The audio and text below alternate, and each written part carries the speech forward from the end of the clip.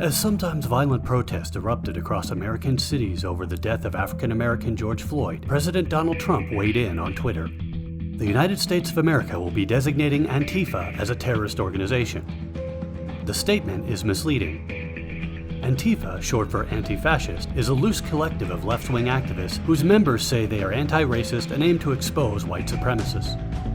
While U.S. law allows designating foreign groups as terrorists, there is no parallel domestic terrorism law to authorize such a designation.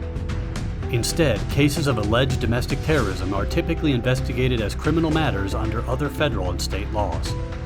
Conservatives and others in the U.S. have attacked Antifa for resorting to violence.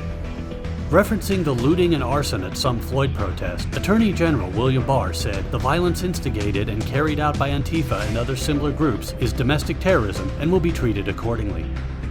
Critics of a terror designation questioned whether Antifa is a real organization. Historian and Antifa expert Mark Bray said the group is not an overarching organization with a chain of command as Trump and his allies have been suggesting. Instead, largely anarchist and anti-authoritarian Antifa groups share resources and information about far-right activity. Reports are mixed about Antifa involvement in the Floyd protest. According to an internal memo obtained by The Nation, the FBI's Washington office said it had no intelligence indicating Antifa activity in the protest.